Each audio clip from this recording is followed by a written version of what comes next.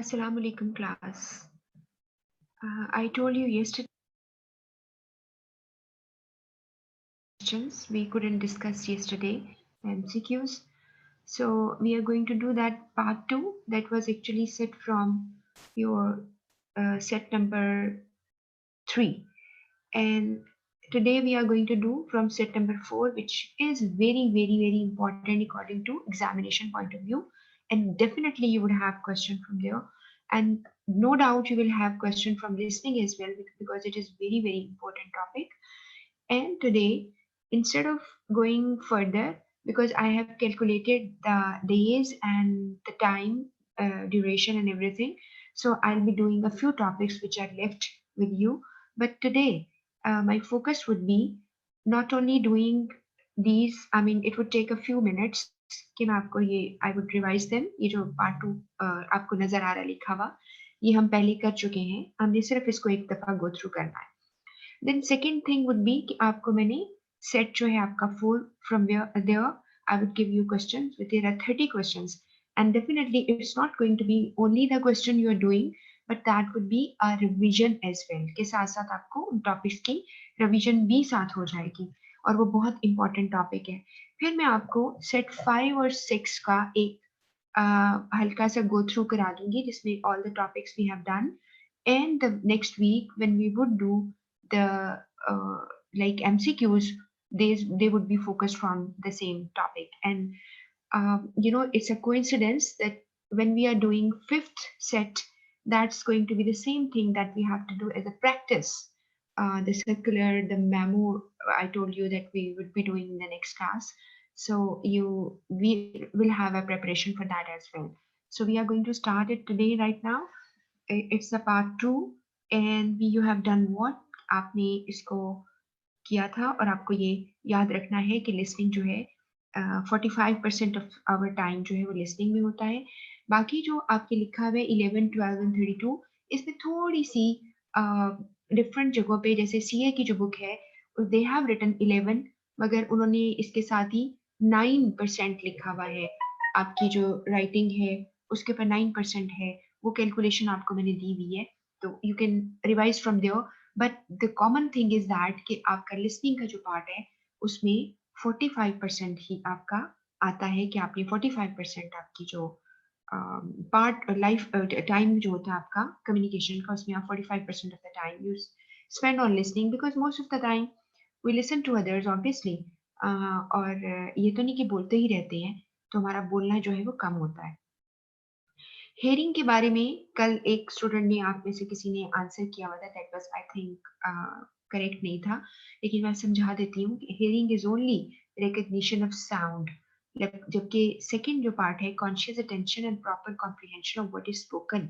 देखो, conscious attention mean you are aware, you know very well, deliberation है इसमें आपकी, आप कॉन्शियसली फोकस्ड हैं, आप अटेंशन दे रहे हो. और प्रॉपर कॉम्प्रिहेंशन मीन आपको पूरी तरह कॉम्प्रिहेंशन का मतलब है अंडरस्टैंडिंग हो रही होती है, तो उसे आप लिसनिंग कहते हो. इसीलिए जब मैंने आपको लिसनिंग पढ़ाया था तो मैंने आपको बताया भी था कि हम अगर इसे एज अ प्रोवर्बियल एक्सप्रेशन से देखें, जैसे कि मुहावरा होता है, तो हम कहते हैं you are not listening to me, I told you to do it but you didn't listen to me. यानी मैंने तुम्हें करने को कहा था लेकिन तुमने मेरी बात ना मानी, तुमने मेरी बात ना सुनी. तो जरूरी नहीं कि लिसनिंग इज दैट एक्टिविटी के कानों में से आवाज जाना, बल्कि सिर्फ ये भी है कि when you pay attention to something and you understand a person's point of view, कोई आपको एडवाइस कर रहा है, कोई आपको डायरेक्शन दे रहा है, तो आप उसको अंडरस्टैंड करते हो. और नेक्स्ट लिखा हुआ है storing communication in one's memory. ये लास्ट पार्ट होता है लिसनिंग का, जिसमें कि आप बहुत अच्छी लिसनिंग कर रहे होते हो, and you keep that matter in your brain for further use. It is going to be adding to your memory, but it's not going to be the case every time. ऐसा नहीं होता कि आप हर चीज जो है 100% याद रखो, आप भूल जाते हो. इसीलिए अगला सवाल था कि कितने परसेंट हम रिटेन करते हैं, वो अभी हम देखते हैं. इसके बाद अगला वही था कि listening is conscious attention and proper comprehension of what is spoken. ये मैंने भी आपको बता दिया. इसके बाद लिखा हुआ है विच of the following is not a problem that may hinder listening. इनमें से कौन सी प्रॉब्लम नहीं है, हिंडर मीन रोक देना, रुकावट डाल देना, जो आपकी लिसनिंग में रुकावट डालेगी, इनमें से कौन सी नहीं है. ये सारी की सारी थी, इसलिए none of the is correct answer. Hasty conclusion, जल्दी से किसी कंक्लूजन पे आ जाना, आपने पूरी बात नहीं सुननी, you do not pay attention to the person. अगर आप जल्दी से, हेस्टी मीन जल्दी, क्विक, लाइक जो कहते हैं ना कोई बहुत ही जल्दी में कोई काम करते हैं। और मोनोटोनस कहते हैं एक ही तरह का, बगैर वैरायटी के। तो मोनोटोनस मैनर ऑफ स्पीकिंग की वजह से ये भी एक लिसनिंग में प्रॉब्लम क्रिएट करता है। द पर्सन जो है उसके कान ट्यून आउट हो जाते हैं, वो एक तरह की आवाज पड़ती रहती है, तो they don't listen to that. That's for instance, अब आप एक छोटी सी मिसाल आपको देती हूँ, it's human psyche. That's why when I teach you, आप देखते हैं कि मैं बीच में कोई ना कोई कहानी, you sometimes feel it's quite informal, but it's okay. You understand something, a point you understand by my uh, giving some explanation of some incident or कोई story आपको बताती हूँ। तो इससे क्या होता है कि मेरी speech जो है, मैं कोशिश करती हूँ it's not going to be monotonous, तो वो एक जैसी ना हो जाए। अब आप में से कुछ बच्चों को शायद ये लोगों को महसूस होता हो कि because I'm comfortable when I deliver lecture all in English, मुझे आदत है। लेकिन आप लोगों के लिए प्रॉब्लम ये होता है कि बहुत सारे लोगों के लिए, सीए के स्टूडेंट के साथ भी ये मसला होता है कि most of the students don't understand. तो उनको या आदत नहीं हुई होती हर बात को उसमें समझने की। जैसे होता है ना, एक लोग पंजाबी बोलते हैं, एक पश्तो बोलते हैं, क्या मजा आता है कि अपनी ही लैंग्वेज में आप समझाएं किसी को अपनी बात, तो दैट यू फील कंफर्टेबल। आपको ये नहीं कि आपको इंग्लिश नहीं आती, बट यू फील कंफर्टेबल कि एक अपनी ही जुबान में कोई समझाए। तो इसलिए आपके साथ जो है कॉम्बिनेशन आपको मिल जाता है। आई बिलीव अभी तक किसी ने ये नहीं कहा कि आपकी समझ नहीं आती, तो दैट्स परफेक्टली फाइन। और उसके बाद है सेल्फ सेंटर्डनेस, का मतलब होता है अपने आप में गुम रहना, अपने आप में सोचते रहना, अपने ऊपर ही आपकी सोच का महवर होना, दैट्स कॉल्ड सेल्फ सेंटर्डनेस। ये भी एक बहुत बड़ी प्रॉब्लम है, इसलिए नन ऑफ द अबव जो है वो इसका आंसर था। इससे आगे है लिसनिंग में prejudgement is a problem. Prejudgement का मतलब क्या होता है? यू जज समथिंग, पहले से ही यू जज समथिंग अबाउट, लाइक आपने जजमेंट कर ली है। अब अगर आपने प्री जजमेंट कर ली है, तो उसके लिए कौन सी बात है? प्री ऑक्यूपेशन सेम चीज है? No, preoccupation is not prejudgement. Preoccupation mean आपके दिमाग में पहले से बहुत से काम हैं, आपके दिमाग में बहुत सारे ऐसे एक्टिविटीज का एक दिमाग में एक क्लस्टर सा बना हुआ है कि आपने वो काम करनी है। ठीक है, आपकी सोचों का महवर कुछ और है, तो that is called preoccupation, which is not at all prejudgement. उसके बाद है listening only to what is of interest. ये बिल्कुल नहीं है, इसे हम सिलेक्टिव लिसनिंग कहते हैं। ये जो बी पॉइंट है ना, ये सिलेक्टिव लिसनिंग की डेफिनेशन है। और सी है closing the mind to the new ideas. बिल्कुल सही ये बात है। प्री जज जब कर लिया, तो इसमें चूंकि देखिए इसमें नन ऑफ द अबव की चॉइस ही नहीं है। जब नन ऑफ द अबव की चॉइस नहीं है, तो you have to pick one, तो आपको एक ना एक तो क्लोजर लेना पड़ेगा ना। तो आपके पास है close the mind to the new ideas, क्योंकि आप प्री जज कर चुके हो, आपने अगला लफ्ज नहीं सुनना, अगली बात नहीं सुननी। उसके बाद है एक्सटर्नल डिस्ट्रैक्शन। ये प्री जजमेंट में आते ही नहीं है। बाहर के लोगों की डिस्ट्रैक्शन, कोई प्रॉब्लम आ जाती है, या कोई एटमोस्फियर जहाँ पे बात हो रही है वहां प्रॉब्लम आती है, तो this is called external distraction which does not go with pre judgement.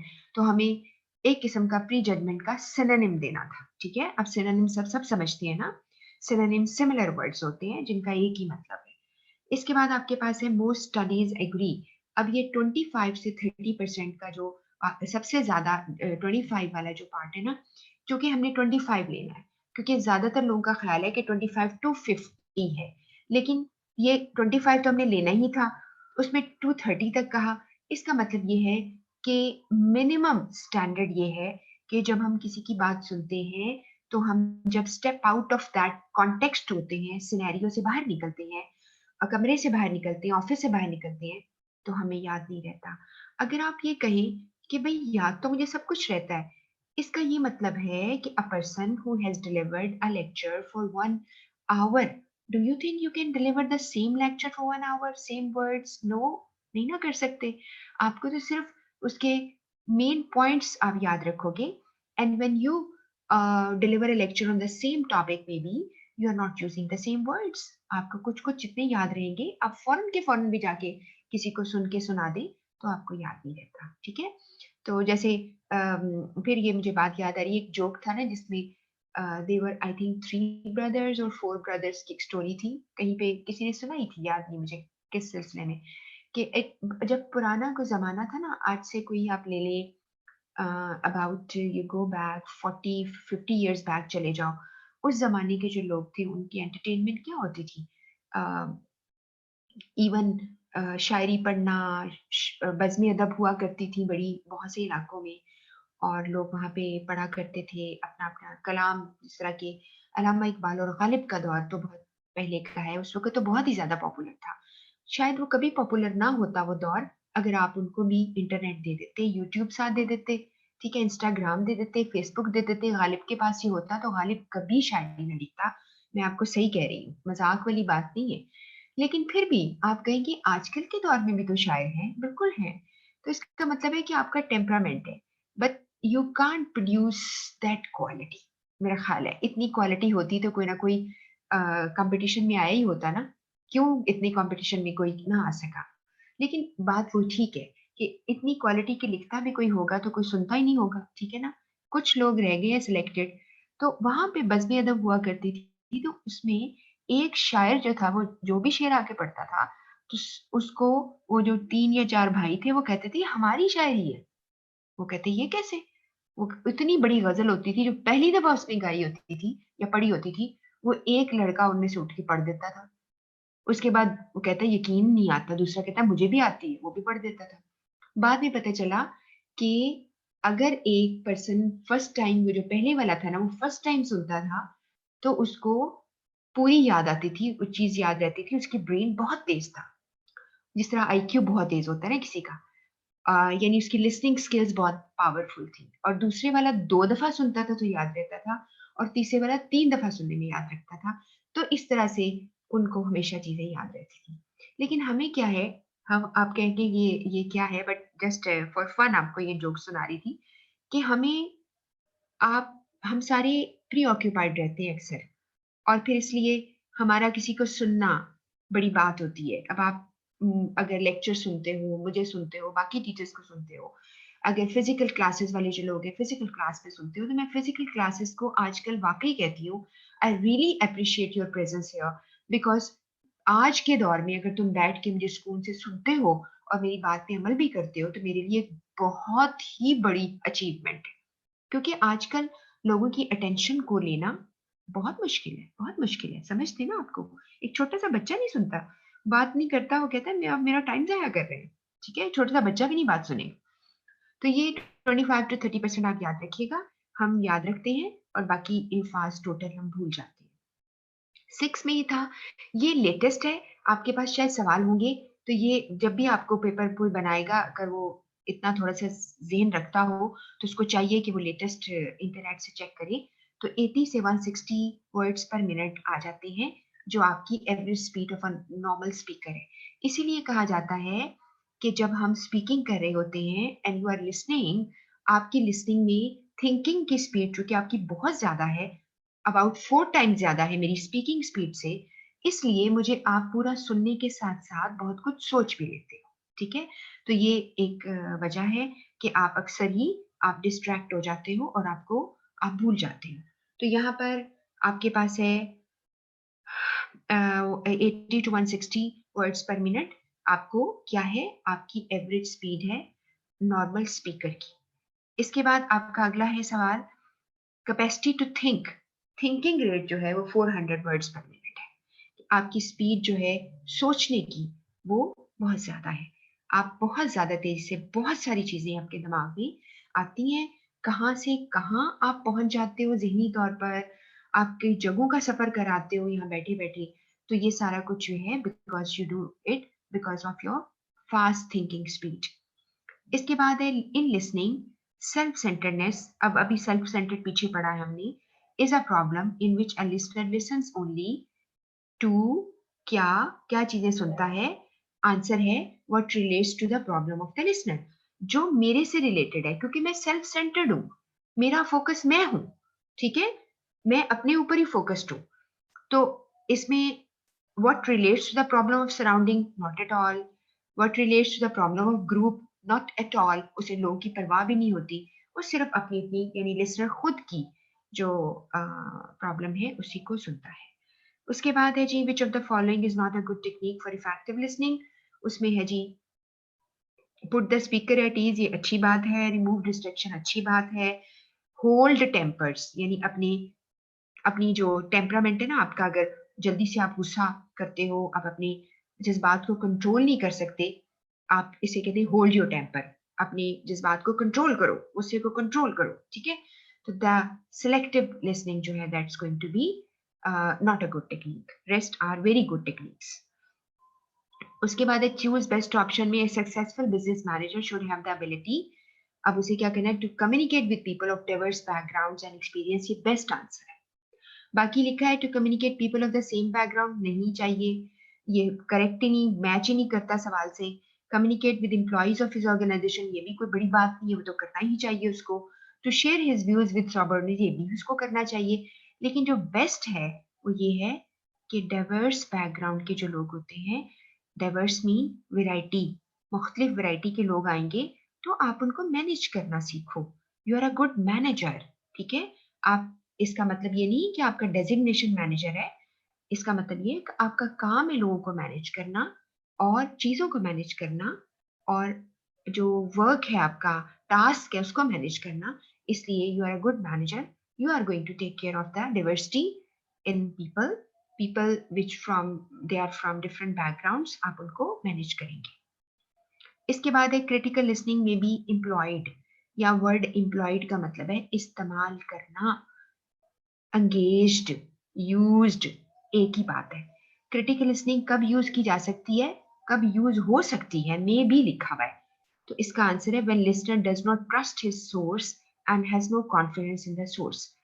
मैं क्रिटिकल इवेलुएट करूंगी कि ये जो बंदा बात कर रहा है ये सही भी तो कह रहा है, झूठ तो नहीं बोल रहा, ये प्रेजेंटेशन दे रहा है या अपनी प्रोडक्ट को बेच रहा है।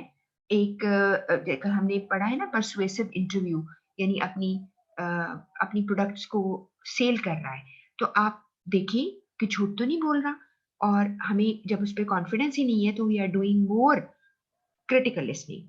उसके लिए बाकी जो नहीं आपने सिलेक्ट किए, ए वाला पॉइंट है व्हेन लिसनर ट्रस्ट करता है, एब्सोल्यूट कॉन्फिडेंस, बिल्कुल गलत। When listener tries to understand the speaker's emotion and feeling, ये भी गलत। ये इम्फैटिक लिसनिंग होती है, ठीक है, क्रिटिकल लिसनिंग नहीं होती। और उसके बाद है when he can manage to ask question for his better understanding, ये भी एक पार्ट हो सकता है, लेकिन it is not critical listening at all. बेहतरीन आंसर है बी। अब आ गया एम्फेटिक लिसनिंग, जब आप किसी का ख्याल रखते हो, तो इसमें सबसे अच्छा जवाब है listen in a highly attentive manner. जब तक कि आप अटेंटिव नहीं होंगे, जी अजान के लिए सिर्फ आप 2 मिनट के लिए पॉज दे रही हूँ।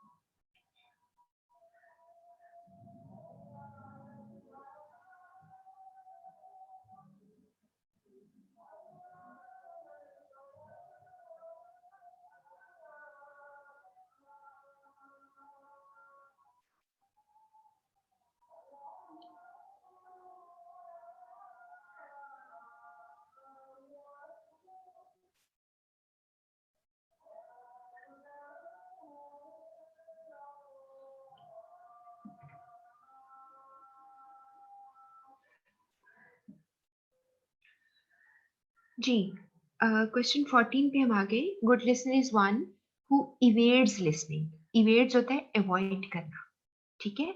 इफ सब्जेक्ट इज मोनोटोनस, तो अगर सब्जेक्ट मोनोटोनस है, उकताने वाला है, उकता देने वाला, एक ही तरह का आवाज आ रही है, ये सब्जेक्ट टॉपिक बड़ा मोनोटोनस है, तो वो लिसनिंग को अवॉइड करता है। ये गलत है। Good listener should stay focused, चाहे कितना मोनोटोनस क्यों ना हो, उसे बात अपनी पूरी उसमें से निकालनी है, समझनी है। इसके बाद सेकंड इसका है prones to enter into argument.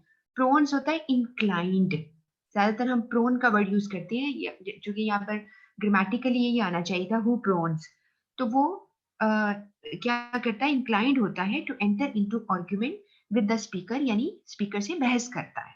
उसके बाद है जजेस कंटेंट इग्नोर्स डिलीवरी एरर। ये बेहतरीन इसमें आंसर था कि वो कंटेंट मीन जो आपने मैसेज दिया उसको जज करता है, और डिलीवरी एरर का मतलब ये होगा कि जिस तरह वो बात को डिलीवर कर रहा है, जिस तरह वो मिस्टेक कर रहा है, कहीं रुक रहा है, स्टेमर कर रहा है। अगर स्टेमरिंग जैसे खुदा ना खास्ता कुछ लोगों को प्रॉब्लम होती है ना, स्टेमर करते हैं, बीच में अटक कर उनकी बात जो है वो निकलती है।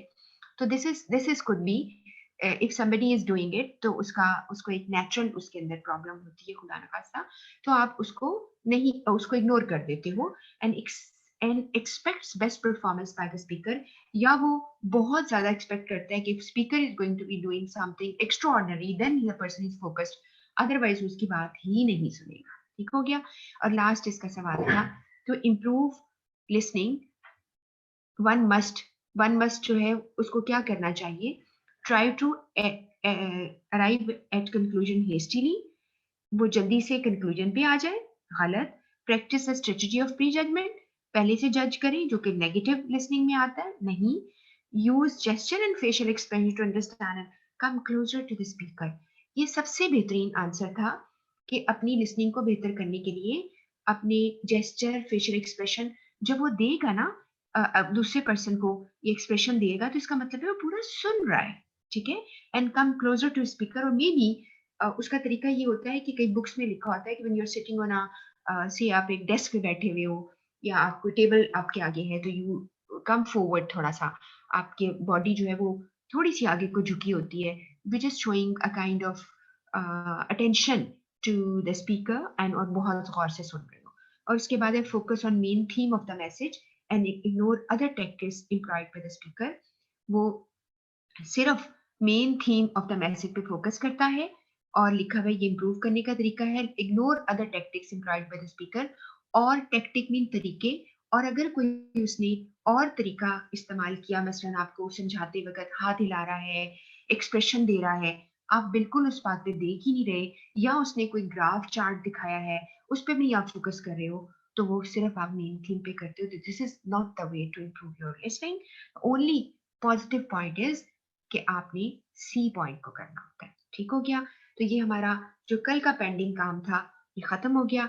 अब आप अपने जरा पेन पेंसिल संभाल लीजिए, और आज का जरा थोड़ा आप कह सकती हूँ मैंने मिक्स किए क्वेश्चंस बहुत सारी, आपको थोड़ा टफ लगेगा, आप जरा करिए इन सवालों को, फिर मैं आंसर आपके साथ शेयर करूंगी।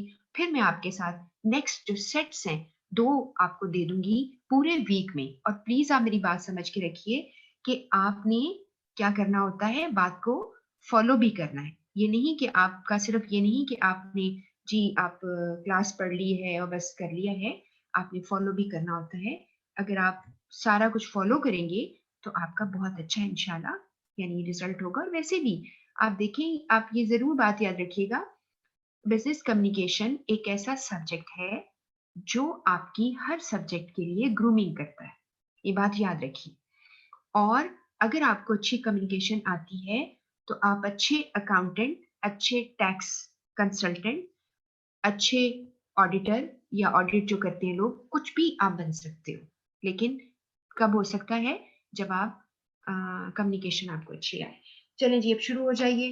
मैंने मिक्स कुछ सवाल किए हैं, कुछ उस तरह के भी हैं जो पहले आपको दिए गए हैं, लेकिन इसमें कुछ चीजें हैं जो आपने मैं आपसे डिस्कस भी करूंगी, इसलिए मैंने इसको साथ ही शुरू करा दिया, ताकि हमारा टाइम जो है इस तरह पूरा नहीं होता। ये हम बहुत इंपॉर्टेंट टॉपिक है, और इसमें से सवाल आपको लाजमी पेपर में आएंगे। ठीक है, तो आप स्टार्ट करें। सबसे पहला क्वेश्चन है कि विच of the following appear in 5 W's checklist. आपको जो नोट्स दिए थे सेट 4, उसमें सारा कुछ लिखा हुआ था। जरा ध्यान से कीजिएगा और मैं देखती हूँ कि क्या आपका आंसर है। और आपको ये भी याद होगा कि 5 W's कौन से वाले टॉपिक में है, ये भी याद होगा आपको। नहीं होगा तो मैं भी आपको आंसर में बताती हूँ। जी, कोई एक मुझे आंसर जरा करे 1 का, ताकि मुझे जरा तसल्ली हो कि आपको सही समझ आ रही है मेरी बात की। कोई एक स्टूडेंट जो आप कर रहे हो। यस, मैं देखती हूँ किसने आंसर किया है। ओके, नाइला रजाक सी, सैयद मोहम्मद हादी सी, उजाला खान सी। एक्सीलेंट एक्सीलेंट, ठीक हो गया। जैसे होता है ना कि जस्ट टॉक टू मी, जैसे एक वो क्या था कि somebody is going to be saying something, वो उसको एकदम यानी शाउट करता है किसी पर ना। एक कोई कार्टून कैरेक्टर था, उस पर शाउट करता है तो कहता है thank you are shouting at me, it means you are alive, यानी तुम जिंदा हो, तुमने शाउट किया है। तो मैं जरा खुदा ना खासा जिंदा वाली बात नहीं, मैं सिर्फ आपको अटेंटिव देखना चाहती हूँ, इसलिए पूछती हूँ कि क्या किया आपने। ओके, नंबर 2 भी कर लिया आपने, ठीक है, बिल्कुल सही। मुर्तजा नवीद, आज वो कुछ ऐसे लोग हैं जो मेरे ख्याल है आमतौर पे क्लास नहीं पढ़ रहे होते, शायद रिकॉर्डिंग सुनते हैं। ओके, सेकंड का कर लिया आपने। Manager communicated some advices to subordinates, ये थोड़ा ट्रिकी है, देखते हैं क्या करते हो। दिस स्टेटमेंट लैक्स, इस स्टेटमेंट में क्या कमी है।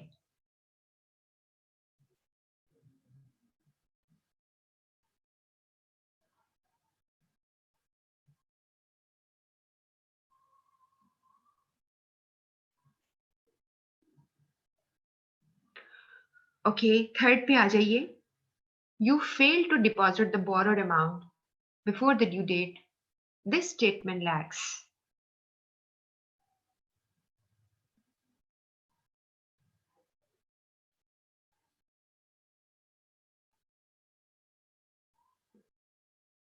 Okay, number 4,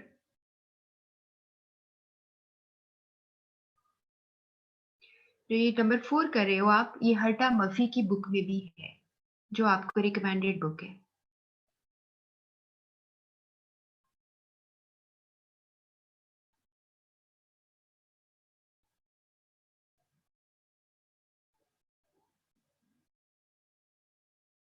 okay, question number 5 करें।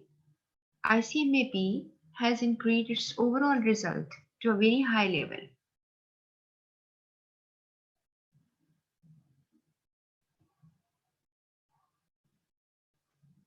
देखिए, आपको सवाल जो पेपर में आएंगे ना, ध्यान कीजिएगा, जिसमें लिखा होगा दिस स्टेटमेंट लैक्स, इसका मतलब है इस स्टेटमेंट में कौन से 7 C's की कमी है, ठीक है। और आप कहेंगे विटामिन सी की कमी है, ठीक है ना, क्योंकि वो भी तो सी से शुरू होता है। लेकिन आप इसमें से कोई ना कोई सी निकालेंगे। और दूसरा ये हो सकता है कि दिस स्टेटमेंट लैक्स की जगह पे दिस स्टेटमेंट कवर्स या रिप्रेजेंट्स, इसका मतलब है कि वो क्या शो कर रही है, ऐसे भी आ सकता है।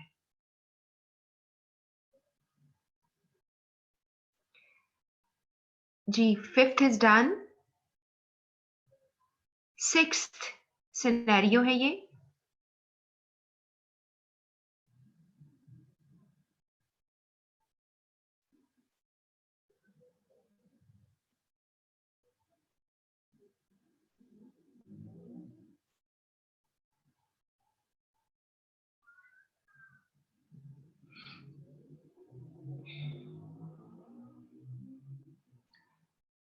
आई थिंक आपने कर लिया होगा, ये थोड़ा लंबा था पढ़ने में।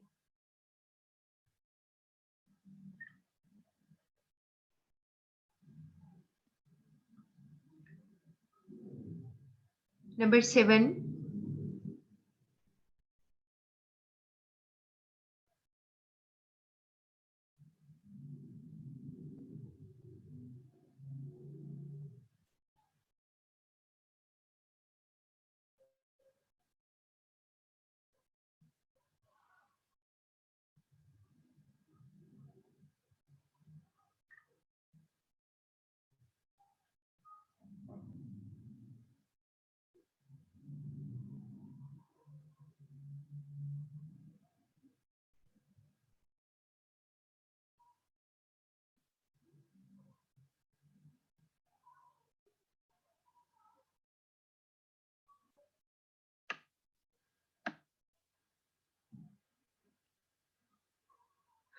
जी, नंबर 8।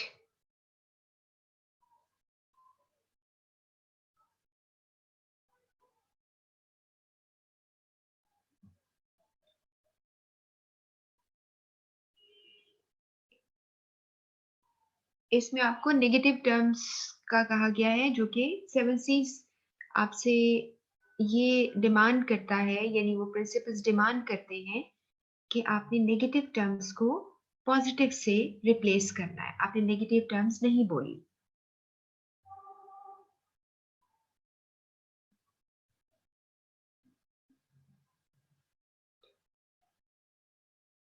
ओके। और आपको इसमें अगर कोई प्रॉब्लम आएगी तो that would be may be कि आपको किसी लफ्ज का शायद मतलब ना आता हो, लेकिन these are very simple words I think.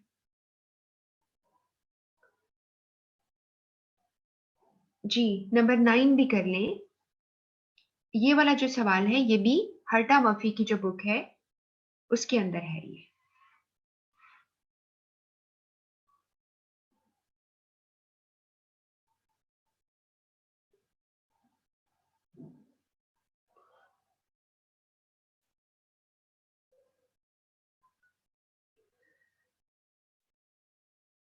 Ji,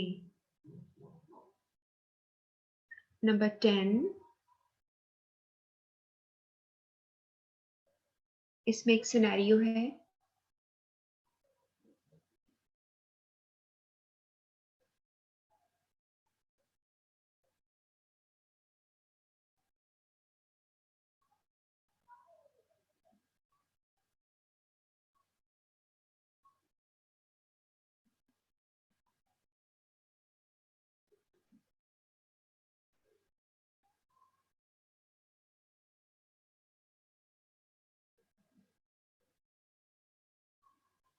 ji, correct.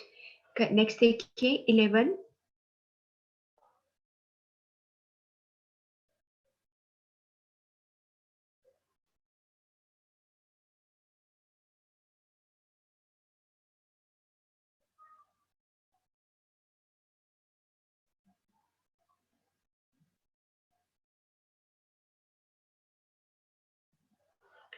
11 is very easy.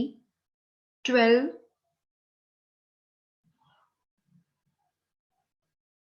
अभी जो क्वेश्चन आपको इस वक्त नजर आ रहे हैं these are kind of definitions हैं। काइंड ऑफ डेफिनेशंस हैं जो आपने डिटेल पढ़ी थी इनकी, उनके अंदर मौजूद है। अभी आपकी उस तरह से एक रिवीजन भी हो जाएगी।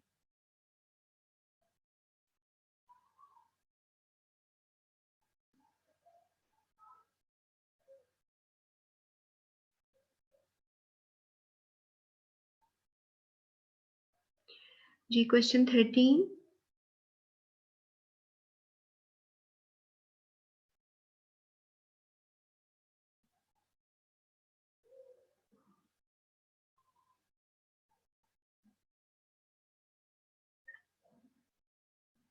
क्वेश्चन 14।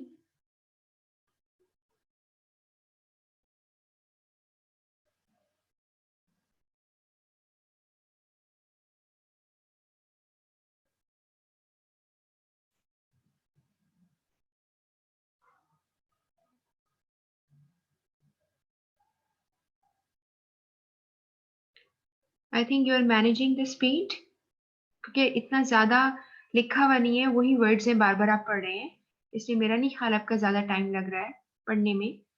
15 क्वेश्चन देखें।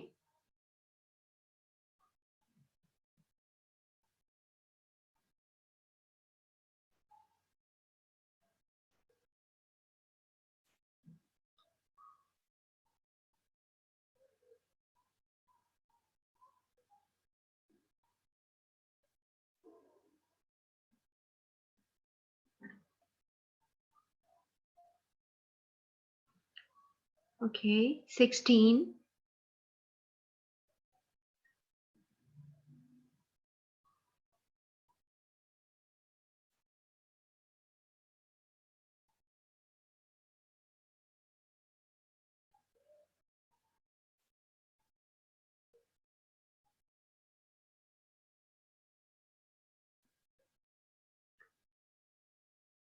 Question number 17।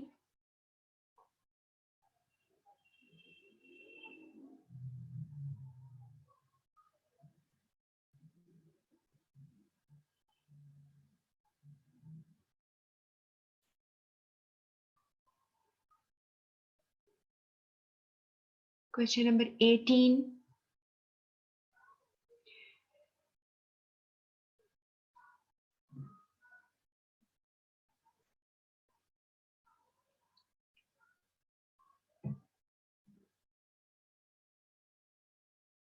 $19.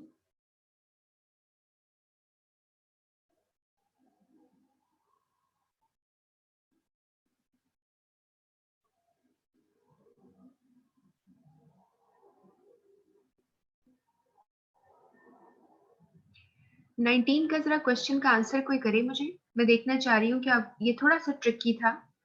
I just want to सी कि आपको आया था कि नहीं। जी, एनीबडी?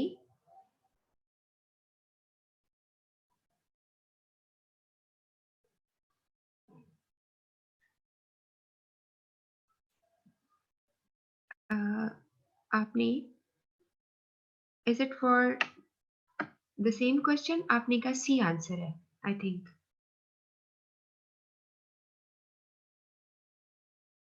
ओके, ठीक है, गुड। जी, 20।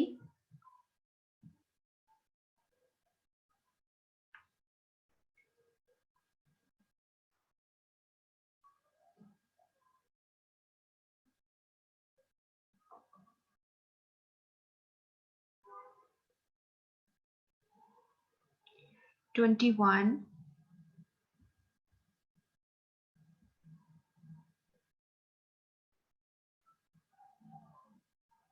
ये पर्टिकुलरली उनकी जो एक्सप्लेनेशन है उसके अंदर से है ये सवाल, और इसी तरह आपको सवाल जरूर आते हैं पेपर में।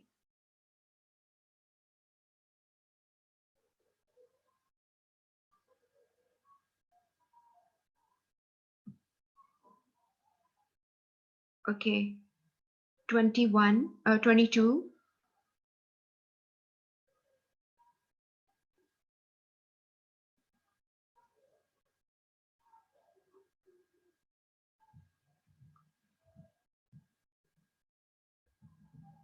23।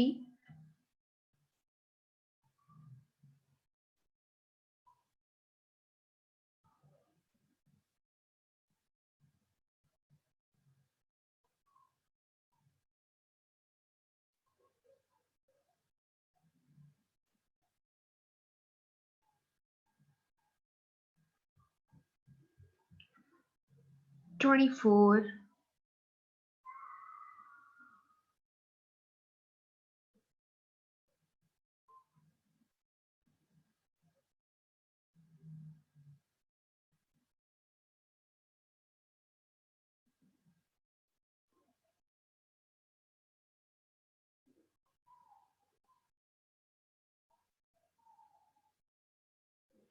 25।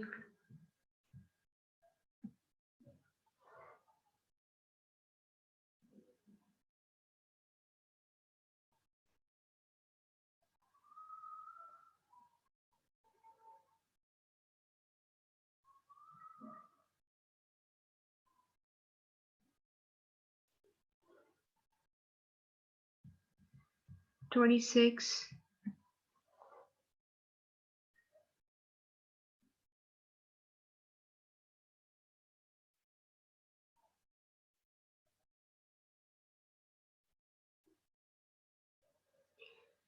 27। सो तो नहीं रहे ना आप लोग, कर रहे हो ना?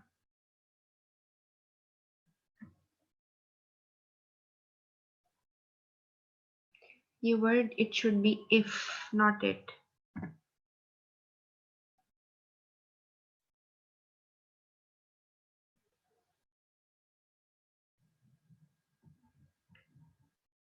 28, this two more are left.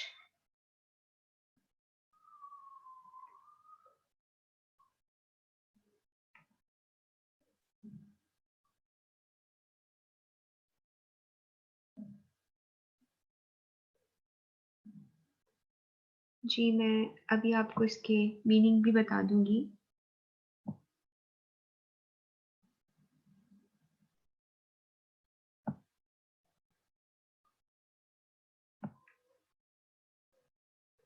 29,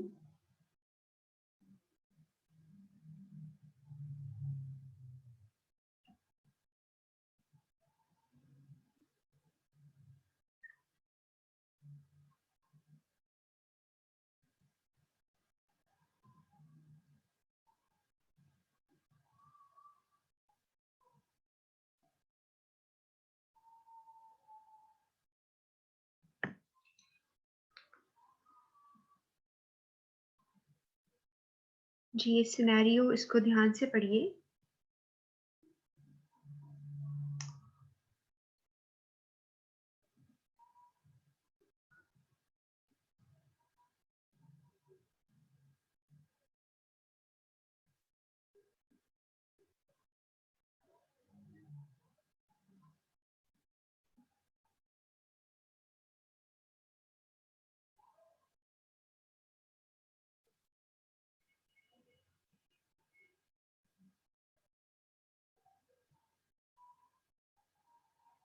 ji the last question.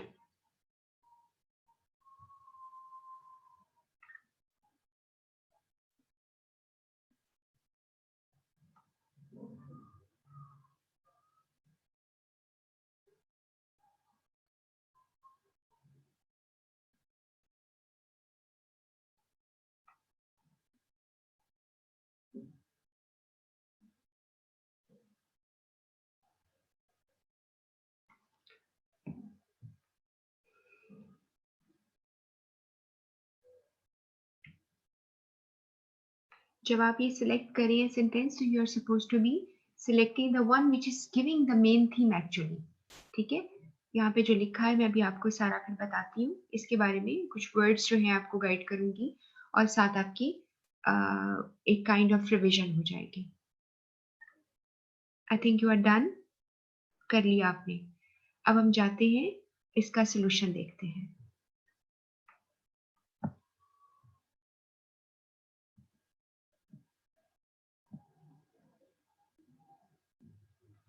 जी आपका आंसर बिल्कुल ठीक था। सी पहले का आंसर था, और ये 5 W जो है ये कंप्लीटनेस का पार्ट था, कि उसके अंदर 5 W थे। वो आपने ध्यान से देख लेना है। उसमें विच एवर वाला जैसे वर्ड है, और हु एवर वो भी W से शुरू होता है, वो इसके अंदर मौजूद नहीं है। सो 5 Ws तो नहीं दिए हुए, लेकिन उनमें से 4 दिए हुए हैं, और ये पूछा गया है कि कौन से हैं जो कि 5 में फॉल करते हैं।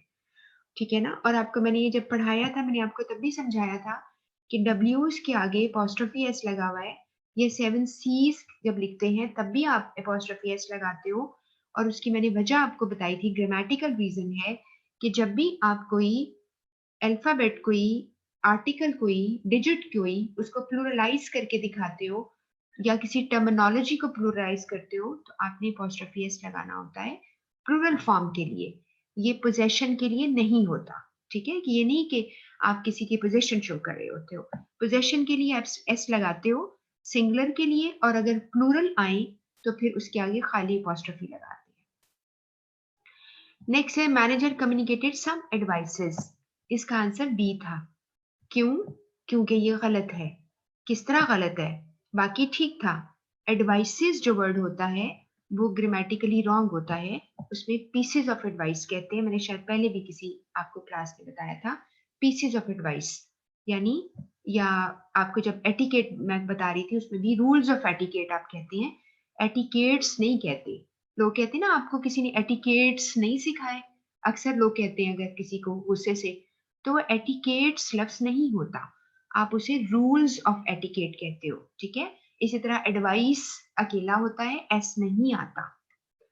और ये भी आपको पता है, एडवाइस सी वाला जो होता है, इसका मतलब एज अ नाउन इस्तेमाल करते हो, और अगर इसकी जगह एस लग जाए तो वो एज अ वर्ब यूज होता है। जैसे ही एडवाइज्ड मी या ही एडवाइजेज मी, तो वहां पे एस लगा होगा। इसके बाद थर्ड जो क्वेश्चन है, इसमें आपने देखा है you fail to deposit the borrowed amount.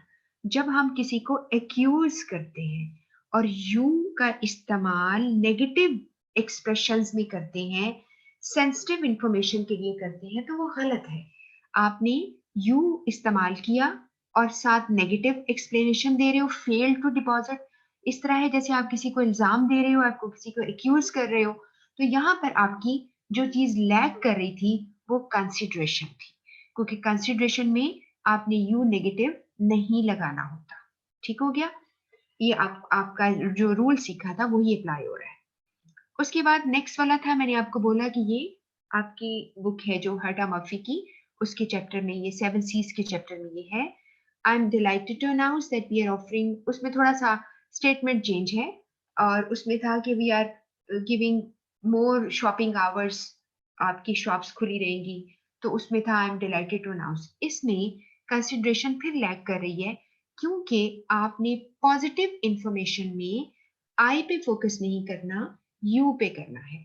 तो you will be pleased to learn आप ऐसे कह देते, you will be happy to know आप ऐसे कह लेते, तो ज्यादा बेहतर था। इसलिए ये चूंकि आप मेरी बात से एग्री करो या ना करो इस बात पर, लेकिन चूंकि ये ओरिजिनल बुक में दिया हुआ है, वहां पर ये था कि कंसिडरेशन लैग कर रही है। नेक्स्ट आप देख रहे हो इसमें लिखा है ICMAP has increased its overall result to a very high level. यहाँ पर इसका क्या मतलब है हाई लेवल? कितना हाई लेवल मतलब क्या कि हम किसी मीनार पे चढ़ के देखेंगे, इस तरह की कोई बात है? नहीं, इसका मतलब है कि you are not giving facts and figures, आपके डेटा नहीं है, स्टैटिस्टिक्स नहीं है। तो किस चीज की कमी है? कॉन्क्रीटनेस की। कॉन्क्रीटनेस क्या डिमांड करती है? कि आपने फैक्ट्स एंड फिगर्स देने, आपने सिर्फ अंदाजे से बातें नहीं करनी, थोड़ा ज्यादा थोड़ा कम नहीं कहना, कभी कभार या जैसे कहते हैं थोड़ा छोटा है थोड़ा बड़ा है, आपने पूरा एग्जैक्ट आपने फिगर देना होता है, फैक्ट्स एंड फिगर्स, उसमें कॉन्क्रीटनेस आ जाती है। तो इसलिए यहाँ पे कॉन्क्रीटनेस था। वैसे तो आप कहेंगे जी कंप्लीट भी नहीं है, क्लैरिटी भी नहीं है, लेकिन सबसे ज्यादा जो बेहतर चीज है वो है कॉन्क्रीटनेस, कि आप अगर बताते कि आपका कितना परसेंट ऊपर हो गया है, और आपने जो है वो कितना आपका वो हो गया बेहतर, तो आप इसमें स्टेटिस्टिक्स यूज कर सकते थे। इसके बाद है जी 6 नंबर। इसमें आपने कहा था कि आपको थोड़ी कंफ्यूजन हुई होगी, कि आपने गौर से पढ़ा फिर पढ़ा और आपको लगा कि कहीं कंसाइजनेस की तो सीधी सीधी समझ आ रही है, इतना लंबा इतना लंबा, आप इसके छोटा भी तो कर सकते थे। ठीक है, लिखा है to send our consignment as soon as possible, we are able to meet our customer demand. ये सारी बातें करने की जरूरत ही नहीं है कि आप अपनी डिमांड पूरी करनी है। बस आप उन्हें कहें कि कंसाइनमेंट फला डेट तक पहुंच जाए, बस वी वुड अप्रिशिएट, खत्म बात। आपने इतनी लंबी चौड़ी लफाजी की, लेकिन चूंकि बहुत लंबा चूंकि लिखा हुआ था, इसलिए आपने इसको दोबारा पढ़ा होगा और आपने देखा होगा कि कहीं करेक्टनेस की गलती भी तो नहीं है। जैसे लिखा हुआ ना सेकेंड लाइन में, वी शैल हाईली अप्रिशिएट, अगर यहाँ पे लिखा था we shall be highly appreciate, तो ग्रामर भी गलत हो जाती। बी लगा होता तो ग्रामर गलत हो, या ये क्या है, या वी शैल बी ग्रेटफुल लिखा होता तो ठीक था। ऐसे अगर आप लिखते हो we shall be highly appreciate, तो ग्रामर खराब हो गई। तो हो सकता है कि दोनों आपको करने पड़ जाते। तो इसमें हो सकता है कि आपने इसको दोबारा से देखा हो, और इसमें कोई खास ऐसे लफ्ज नहीं है। जो कंसाइनमेंट होता है, जो आपको ऑर्डर मिला होता है, यानी आपका पूरा एक जो भी आपकी एक ऑर्डर आपने रिसीव किया होता है, आपने भेजना होता है। और इसके अलावा प्रॉम्प्टली लफ्ज का मतलब है क्विक होता है। ठीक है, तो ये यहाँ पर था। उसके बाद अक्सर हम लिखते हैं shipment at your earliest, earliest mean जितनी जल्दी हो सके। तो आप पहले भी एज सुन एज कह चुके हो, फिर अर्लीस्ट कह चुके हो, और आपको मैंने बताया था कि जब हम इस तरह की कोई बात लिखते हैं जिसमें एक बात पहले कही हो फिर बात रिपीट हो रही हो, तो इसे कहते हैं कि इस स्टेटमेंट के अंदर रिडंडेंसी पाई जाती है। ये यहाँ का 7 सीज का टॉपिक नहीं है, लेकिन सिर्फ आपको याद करा रही हूँ कि मैंने आपको सिखाया था कि इंफॉर्मेशन रिडंडेंट हो जाती है, रिडंडेंसी आ जाती है अगर आप एक्स्ट्रा इंफॉर्मेशन को दोबारा से डाल देते हो, एक इंफॉर्मेशन को रिपीट कर देते हो। ठीक है, अगला 7 वाला था जिसमें आपने ये देखा कि कंसाइजनेस किससे अचीव हुई। अगर आपने कहा चेंज किया we use to, we make use of, तो लंबा कर दिया आपने। कंसाइजनेस, अच्छा एक भी बात जरा ध्यान से सुनिएगा, विच of the following transition achieves conciseness है, कि आप चेंज कर कर कंसाइजनेस को पहुंच गए। अब सवाल की स्टेटमेंट बदल दी एग्जामिनर ने, उसने कहा विच of the transition compromise on conciseness. इसका क्या मतलब है? कॉम्प्रोमाइज ऑन समथिंग, इसका मतलब है जाने दिया, आपने लेट गो कर दिया किसी चीज को, लूज कर दिया, यानी कंसाइजनेस निकाल डाली उसके अंदर से। ठीक है, तो आपने यहाँ पर यानी उस पर कॉम्प्रोमाइज किया है आपने कंसाइजनेस पे, यहाँ पर वह अचीव है। तो अगर आप ये देखें कंसाइजनेस खत्म कर दी, यानी यहाँ पर है अचीव कर दिया आपने, तो दोनों चीजें ऑपोजिट हो जाती है। यहाँ पर ये था वी यूज की जगह वी मेक यूज टू पे, आपने यहाँ पर कॉम्प्रोमाइज कर दिया था। तो आपने कॉम्प्रोमाइज अगर बताना था तो आपका ये पहला ही ठीक था, बाकी भी ठीक थे। लेकिन आप अचीव करने की बात कर रहे हो तो सेकंड वाला ठीक है, जिसमें इन्वर्टेड कॉमा में लिखा है प्रोवाइड्स ऑथेंटिकेशन फॉर समथिंग। जैसे आपने रसीद दी है, तो आपने कहा receipt provides authentication for your purchase. अब इसकी जगह हमने कहा द रिसीट ऑथेंटिकेट्स योर परचेज। ऑथेंटिकेट्स का वर्ड आ गया इतनी लंबी फ्रेज की जगह पे, तो वहां पर ये अचीव हो गई कंसाइजनेस, हमने कंसाइजनेस को पा लिया। बाकियों में हम कॉम्प्रोमाइज कर रहे हैं, यानी हम उसको जाया कर रहे हैं। आई बिलीव को हमने it is my belief that, ये इतना लंबा क्यों कह रहे हो? अब अगर आपको सिर्फ ये कि समझ नहीं आ रही, तो मैं जिन लोगों को मैं बता देती हूँ, आई बिलीव समथिंग की जगह it is my believe that something आप अगर कहो तो ये बहुत लंबा हो गया। इसी तरह बिल्कुल अगले वाला है इंडिकेट्स की जगह इज एन इंडिकेशन दैट, के या is an indication of that, कुछ ऐसे आ जाए तो भी लंबा हो गया। तो आपके एक आंसर ठीक है, प्रोवाइड्स ऑथेंटिकेशन फॉर की जगह टू ऑथेंटिकेट्स। अगला है जी, और फिर भी अगर आपको मेरे सुनते हुए आपको बात नहीं समझ आ रही तो आप मुझे क्वेश्चन कर सकते हो। एट्थ है विच of the following only includes negative terms. अब सिर्फ डी में नेगेटिव टर्म्स थे, क्यों? पहले वाली में जेनरस पॉजिटिव है, बाकी सब नेगेटिव। दूसरे वाले में आपको लॉयल कंटेंटेड दोनों ही पॉजिटिव है, बाकी हेल्पलेस ट्रबल नेगेटिव है। इसके बाद फोर्थ वाले में recognition is positive, pleasure is positive, बाकी दो नेगेटिव है। जबकि लास्ट वाले में सारे के सारे नेगेटिव है, अनहैप्पी, अनफेयर और लफ्ज अन से जो कि नेगेटिव को शो करता है। आपको वैसी समझ आ गई। आपको ये भी पता होगा, मैं फिर एक दफा सिर्फ मैं इसलिए आप लोगों को बताती हूँ चीजें कि आपको पता जरूर होनी चाहिए कि अन जो वर्ड लगा है इसे हम कहते हैं प्रीफिक्स। ठीक है, और अक्सर हम लफ्जों को चेंज कर देते हैं, उनकी मीनिंग बदल देते हैं बाय प्लेसिंग प्रीफिक्सेस, यानी ऐसी साउंड को आपने पहले लगा दिया वर्ड जिसे आप स्टेम वर्ड कहते हो, रूट वर्ड कहते हो। एक रूट वर्ड है हैप्पी, उससे पहले आपने अनहैप्पी लगा दिया। अन जो है word is a sound, is a sound that's to containing two letters, इससे आपने नेगेटिव कर दिया, फेयर को अनफेयर कर दिया। अगर आपने अनफेवरेबल कर दिया, ठीक है ना, रिग्रेट वर्ड भी नेगेटिव है, जिसका मतलब पछतावा, वो भी नेगेटिव है। कभी कभार हम प्रीफिक्स नहीं लगाते बल्कि सफिक्स लगा देते हो, जैसे वर्ड फेवर था उसे आपने फेवरेबल बना दिया, तो ये सफिक्स लगाया आपने। फेवर वर्ड था उसको फेवरेबल बनाया, जब आपने सफिक्स लगाकर आपने वर्ड को चेंज कर दिया। फेवर जो था वर्ड एक नाउन था, फेवरेबल एडजेक्टिव हो गया उसका।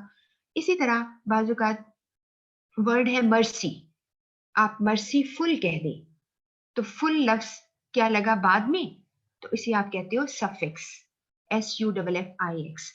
और अगर आप मर्सी लेस लगा दो, LESS, तो वो भी सफिक्स है लेकिन लफ्ज नेगेटिव बन गया। मर्सीफुल पॉजिटिव लफ्ज बना, मर्सीलेस जो है नेगेटिव बना। तो ये आपको मैं बता रही थी कि साउंड लगाने से ये इंग्लिश लैंग्वेज का एक कन्वेंशन है, रवायत है कि एक एक्स्ट्रा साउंड लगाने से आप लफ्जों को बदलते हो। अक्सर हम लफ्जों को नेगेटिव पॉजिटिव बना देते हैं, अक्सर, लेकिन जरूरी नहीं, हम लफ्जों को लंबा भी बना लेते हैं। ठीक है, जैसे आपने कहा जी कोई वर्ड है, जैसे भी आपने फेवर से फेवरेबल बना लिया, ठीक है, और कोई भी आप लफ्ज लगाते हो, प्लेजर, प्लेजरेबल, ये इस तरह करके, ट्रबल, ट्रबल सम, इस तरह के लफ्ज लगा देते हैं जी।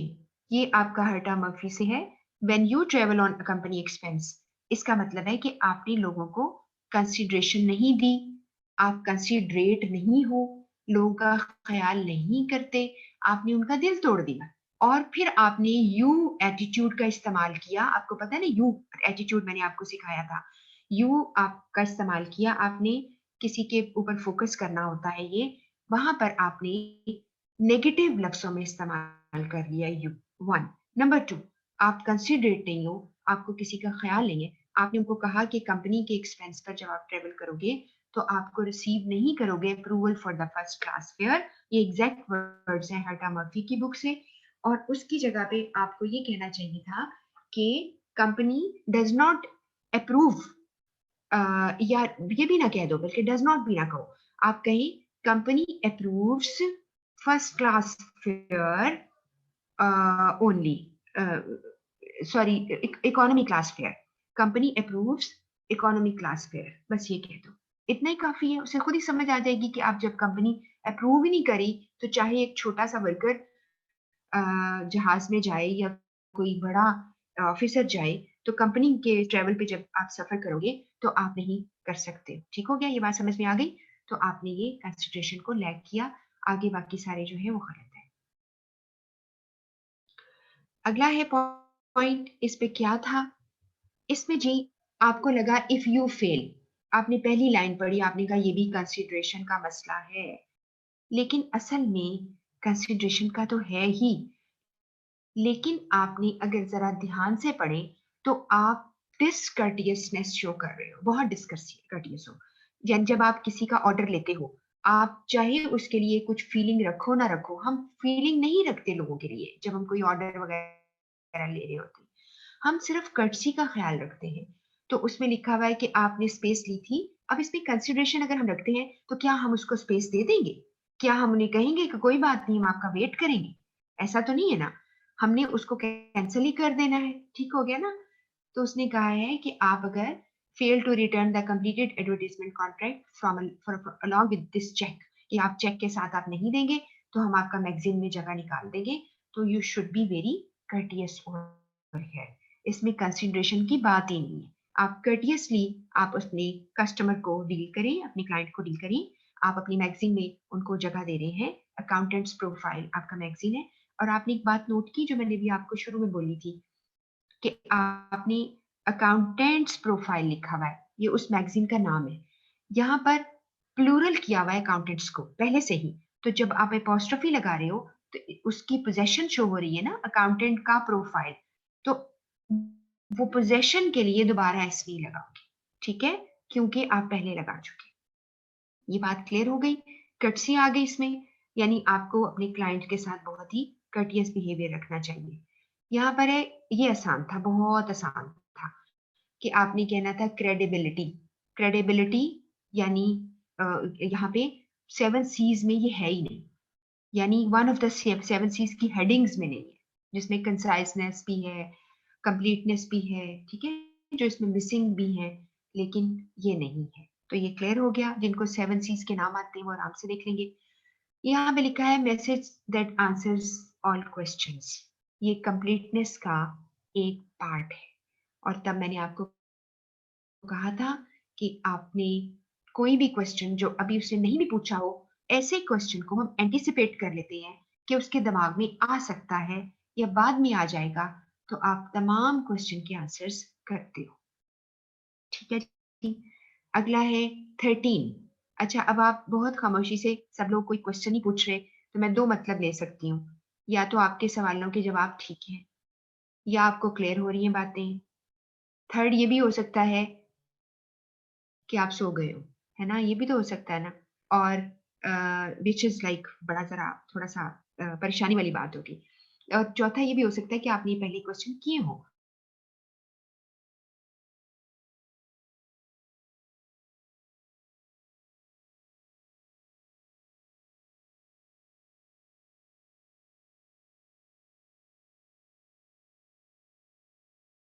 कर रहे हो सेवन ये एमसीक्यूज कर रहे हो, तो आपको बिल्कुल मेहनत नहीं करनी पड़ेगी एग्जाम के। इसके आगे है message which avoids unnecessary repetition, conciseness का ये एक रूल है अननेसेसरी रेपिटेशन, अभी मैंने पीछे आपको बताया कि बात रिडंडेंसी नहीं होनी चाहिए, मैसेज कंसाइज होना चाहिए, टू द पॉइंट होना चाहिए। इसके बाद है message focus on you instead of I and we, वो कंसिडरेशन में आता है क्योंकि उसमें यू एटीट्यूड आ जाता है। मैंने आपको बोला था एक यू एटीट्यूड होता है और इसे हम ऑडियंस सेंटर्ड अप्रोच भी कहते हैं। ये जो यू एटीट्यूड का लफ्ज है हर्टा मफी की बुक में है, और ऑडियंस सेंटर्ड अप्रोच का जो लफ्ज है वो आपकी दूसरी रिकमेंडेड बुक है जो कि कोटलैंड बवी की बुक है, उसके अंदर इसका लिखा हुआ है। ठीक है, तो ये आपका ये इसमें कंसिडरेशन आ गया, ये भी आपको बात क्लियर है। इसके बाद है आपके पास the message which uses specific facts and figure, नहीं ये गलत लगा हुआ है, ये एक मिनट रुक जाइए, ये आंसर गलत लगा, मैं इसको ठीक कर देती हूँ। स्पेसिफिक फैक्ट्स एंड फिगर्स कॉन्क्रीटनेस में आते हैं। ठीक है, आप भी जिनका ठीक होगा वो एकदम परेशान हो गए ये क्या हुआ। फैक्ट्स एंड फिगर्स कॉन्क्रीटनेस में आते हैं, स्पेसिफिक फैक्ट्स एंड फिगर्स का इस्तेमाल करना है आपने। जी, आप में से किसी ने सवाल किया है? Let me check. उजाला कह रही है कि इसका जवाब, आप 15 का आंसर कह रहे हो कि इसका जवाब जो है क्लैरिटी क्यों नहीं होगा? नहीं, ये जो मैं बोल रही हूँ ना स्पेसिफिक फैक्ट्स एंड फिगर्स, ये कॉन्क्रीटनेस की डेफिनेशन में आता है। हर्टा मर्फी की बुक से मैंने आपको एक लिस्ट दी थी, इसे रोड मैप कहा था मैंने आपसे कि ये रोड मैप याद कर लीजिए, इसमें से पेपर में से आएगा। याद है आपको? आपके नोट्स सेट 4 में ये पढ़ा हुआ है, फिर से खोल के देखिए। उसके अंदर स्पेसिफिक फैक्ट्स एंड फिगर कॉन्क्रीटनेस के साथ आते हैं। कॉन्क्रीट का मतलब है लफ्जों अपने मैसेज को सॉलिड बनाना। आपका मैसेज तब सॉलिड होगा जब उसके अंदर एग्जैक्ट फैक्ट्स एंड फिगर्स आएंगे और सुनने वाले को भी कोई गलती नहीं होगी और कॉन्फिडेंस होगा कि जो काम मैं कर रहा हूं, मुझे जो कहा गया है उतने ही मैं चीजों को आपके लिए तैयार कर रहा हूँ। ठीक है, इसमें क्लैरिटी नहीं आती, आप ध्यान से उसके रूल्स दोबारा पढ़िए ताकि आप गलती ना करें। क्वेश्चन नंबर 16 है a message that contains precise concrete familiar words. अब आप यहां से कंफ्यूज शायद हुए होंगे, ये उसके अंदर प्रिसाइज कंक्रीट एंड फेमिलियर जब वर्ड्स आ गया ना, फेमिलियर यहां याद रखना, वो क्लैरिटी के लिए आएगा। कॉन्क्रीटनेस के अंदर फैक्ट्स एंड फिगर्स आएगा, पिछली वाली लाइन में आ गया है। यहां पर जब आपसे कहेगा, ये भी आपकी बुक हर्टा मफी के अंदर लिखा हुआ है, क्लैरिटी के लिए तुम precise, to the point, concrete, solid and familiar words का इस्तेमाल करो। यहाँ फैक्ट्स एंड फिगर्स की बात नहीं आ रही, यहाँ पर ऐसे वर्ड्स हो जो सॉलिड वर्ड्स हो, जिसका मतलब वो हो जो तुम्हें समझ आए। ठीक है, तो मैं भी अगला एक सवाल आएगा उसमें भी मैं इस चीज को क्लियर करूंगी। तो इसमें क्लैरिटी का ये डेफिनेशन है और यहाँ एक्सप्लेनेशन भी है, और ये मैंने आपको नोट्स में दिया हुआ है।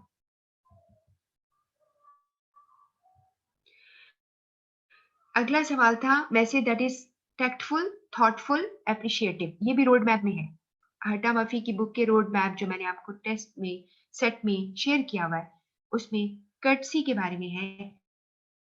आप टैक्टफुल हो यानी स्मार्टली चीजों को मैनेज करना सीखो, टैक्टफुली हैंडल करो।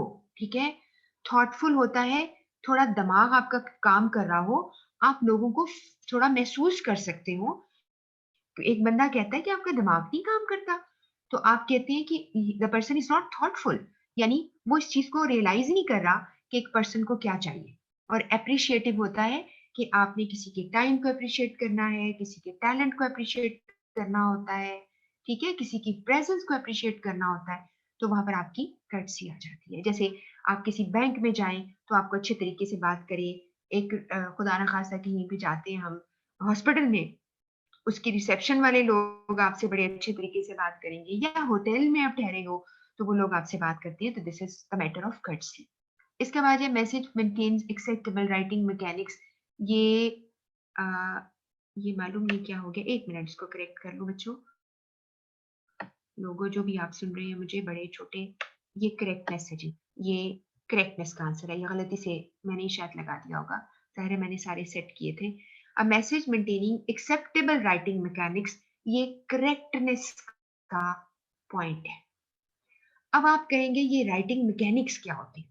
इसका मतलब है जब आपका मैसेज जा रहा हो वो हर लिहाज से करेक्ट हो। राइटिंग मैकेनिक्स में आपका लफ्जों का लफ्ज लिख रहे हो तो फॉन्ट साइज ठीक रखो, सारे लफ्ज कैपिटल ना करो, पंक्चुएशन ठीक लगाओ, इसे राइटिंग मैकेनिक्स कहते हैं। ठीक है, कलर इस्तेमाल कर रहे हो तो सही इस्तेमाल करो, इसे राइटिंग मैकेनिक्स कहते हैं। ये करेक्टनेस की मिसाल है, ये करेक्टनेस के रोड मैप में आता है। उससे आगे है message maintaining accuracy of facts and figures. ये मैंने आपसे कहा था कि कोई मुझे बताए। हाँ जी, अब आपने फैक्ट्स एंड फिगर जहां लफ्ज सुना, आपने कहा जी इसको भी, इसको कॉन्क्रीटनेस पे ले लीजिए। बिल्कुल आपने सही कहा था, ये वही बात हो गई। ये आई डोंट नो कि ऐसा क्यों है, मैं फिर ठीक कर रही हूँ। आपका जवाब बिल्कुल ठीक था, इसका आंसर है करेक्टनेस। ठीक है, अब आपने ध्यान करना है, फैक्ट्स एंड फिगर्स नहीं कहा डालो, लिखा है एक्यूरेसी। फैक्ट्स एंड फिगर की एक्यूरेसी चेक करो, किस में करोगे? करेक्टनेस में। ठीक है ना, कि मैसेज करेक्ट भी है कि नहीं। खाली फैक्ट्स एंड फिगर लगाना है तो कॉन्क्रीटनेस, अगर फैक्ट्स एंड फिगर की एक्यूरेसी चेक करनी है, उसकी करेक्टनेस चेक करनी है, तो वो करेक्टनेस में आएगा। ठीक हो गया? ओके, अगला सवाल है 20। ये है कि message using expression that show respect, that is courtesy. आपने दैट एक्सप्रेशन सिर्फ शो करनी है जिसमें रिस्पेक्टफुली आप लोगों से, जैसे अभी आपने मैगजीन वाली बात की थी, आप रिस्पेक्टफुली किसी से बात करेंगे, दिस इज शोइंग कर्टसी। ठीक है, और ये फिर वही बात है कि आपके रोड मैप में ये लिखा हुआ है, आपने वहीं से इसको रिवाइज करना है। और ये भी आपको इंशाल्लाह, ये वाले सवाल भी अभी आपको क्लाउड पे डाल देती हूँ, आपका सेट ये वाला, और इसके बाद ये सेट 5 है, टेस्ट 5 है, टेस्ट 4 विद आंसर, वो भी मैं अभी आपको क्लाउड पे रख देती हूँ। और कल जो हमने पढ़ा था वो आपने चेक कर लिया होगा, वो क्लाउड पे रख दिया था मैंने, आपके लिंक क्लिक करो तो आपको नई चीज मिल जाती है। इसके बाद है जी 21 पे हम आए, business message bearing effective sentences. Bearing से मुराद है उठाना, ठीक है, या मौजूद होना उसका, या किसी चीज का किसी चीज के अंदर होना। जैसे मिसाल के तौर पर मैं बेरिंग के लफ्ज को समझाती हूँ। आपने कहा द ट्री बेरिंग फ्रूट, जो दरख्त है उसके ऊपर फल लगे हुए, तो आप उसकी अंग्रेजी में कह सकते हो the trees are bearing fruits, कि सारे दरख्तों पे फूल लगे हुए, फल लगे हुए।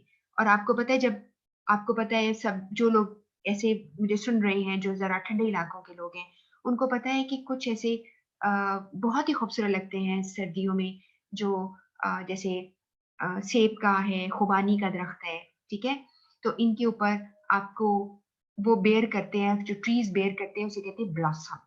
ब्लॉसम क्या होता है? फूल, बहुत ज्यादा फूल लगे होते हैं और भर जाता है फूलों से, और उसके बाद वही फूल जो है वो आगे बन जाते हैं, जो कि हमारे ट्रॉपिकल, जो हमारा जो इधर वाला एरिया है, लाहौर हो गया, मुल्तान हो गया, हम बाकी फ्रूट्स के जरूर देखते हैं। अमरूद लगता है हमारे यहाँ, आम लगता है, आम तो बहुत मुल्तान का वैसे ही मशहूर है फल।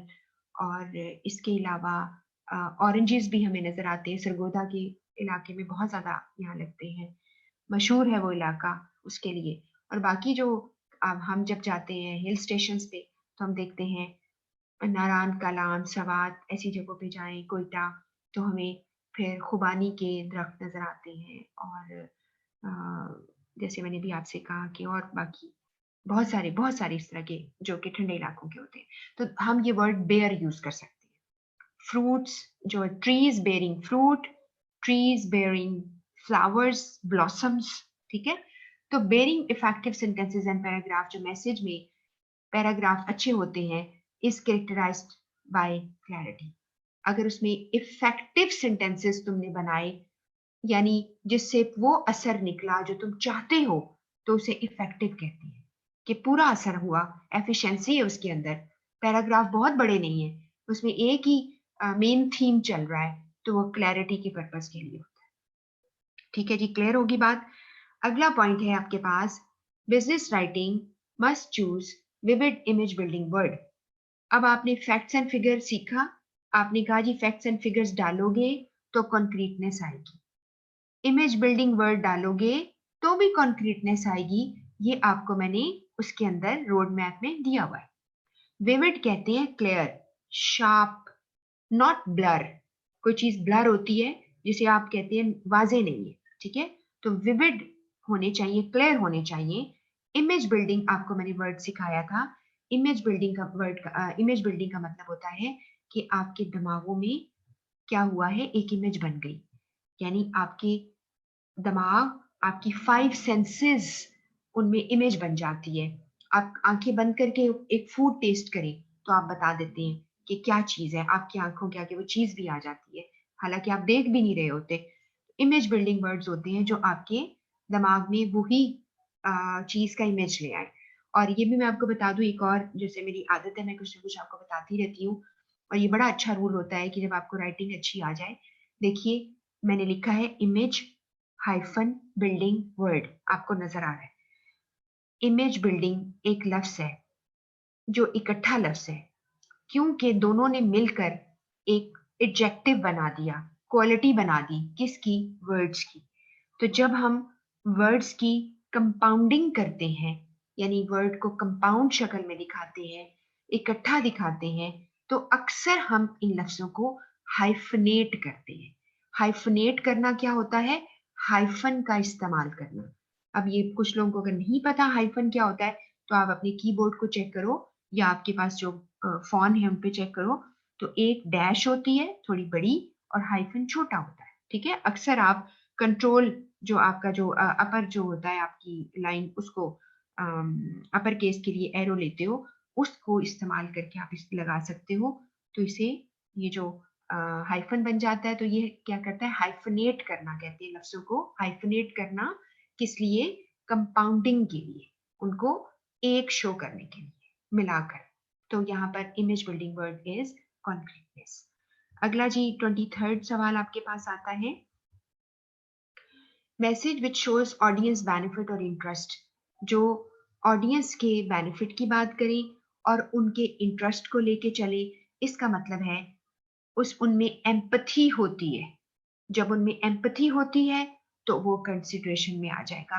अब आपको लगेगा जी कर्टसी भी होनी चाहिए, लेकिन यहाँ पर बेनिफिट की बात हो रही है, फायदे की बात हो रही है, तो हम कंसिडरेशन करेंगे, ठीक है।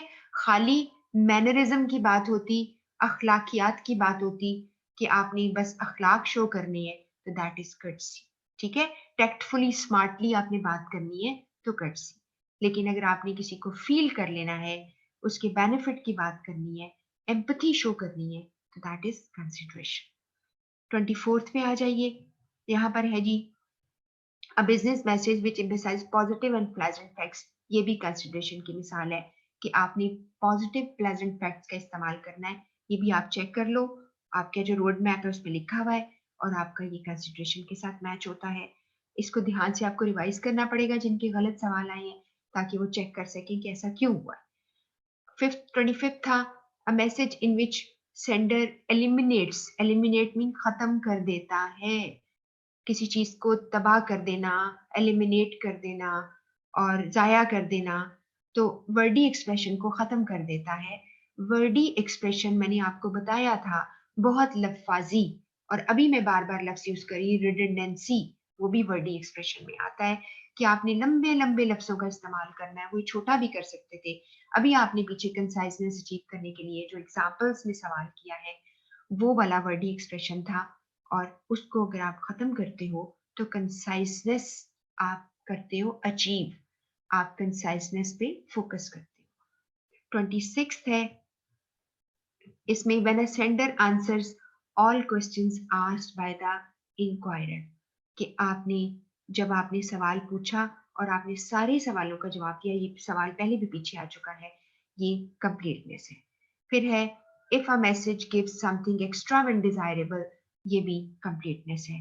जब आपने अनसेड क्वेश्चंस, अनआस्क्ड क्वेश्चन को जवाब दे दिया, तो दैट इज कंप्लीटनेस।